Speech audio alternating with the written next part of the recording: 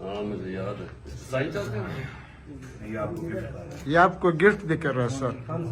ये तो साइन करवा के गिफ्ट करवा रहे हैं। मुझे लगेगा कि मैंने खींचे हुए थे। ये तुम कोई जेल में जो भी है हमें पता है कौन कौन है।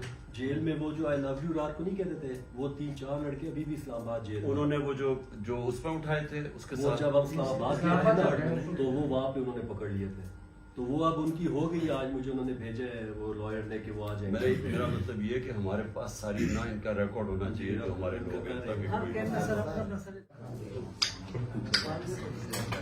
आगे हमारे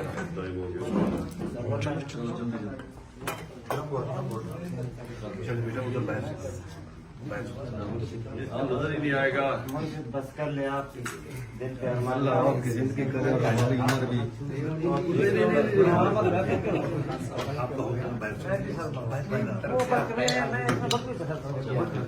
ये भी आप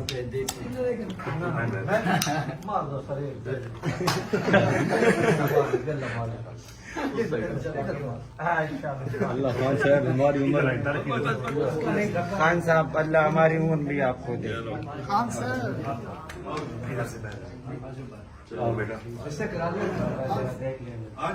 चलिए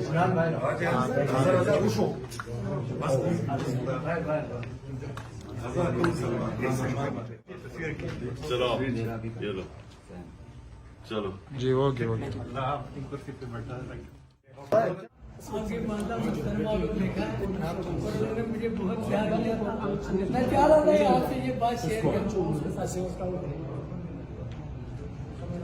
वो बेचारा 4 महीने ना घर पे पड़ा रहा और उसकी बहुत ख्वाहिश थी आप किधर से था वो? किधर से? अंदरून पार्टी के साली तो ना जब वहाँ ये वाक़या हुआ था। अहमद वली वो मेडू नहीं था। हाँ मेडू को वो जो हारा था इलेक्शन। हाँ उसको हमने ऑरेंज कोहाट से मेरा ताल्लुक है। खान साहब आकिब शाह मेरा नाम है। कोहाट एसएफ को रिप्रेजेंट कर रहा हूँ। मैं निकल आया। मैं इस तरह तक बोला रहा मेरा। मैं निकल आया की तरफ से नहीं आया, वो आपकी मोहब्बत में खुद आया या फिर रूम लिया है। अल्लाह आपको फिर मुल्क का वज़ीर आज़म बनेगा इंशाअल्लाह। ये मेरे मुर्शद का वादा है हज़रत मोहम्मद सल्लल्लाहु अलैहि वसल्लम का। मौलाना तारक जमील साहब भी कहते हैं, मैं उसका बहुत बड़ा फैन हूँ। और मौलाना तारक जमील साहब ने भी कहा है जो ईमानदार आदमी होता है ना उसका साथ अल्लाह होता है। कहाँ से आया हूँ अब यहाँ पे? जब कहीं कैंप लगा तब का मैं यहाँ पे ही हूँ। और जलसा शुरू हो गया था उससे 2 दिन पहले मैं गया उधर पहुंचा।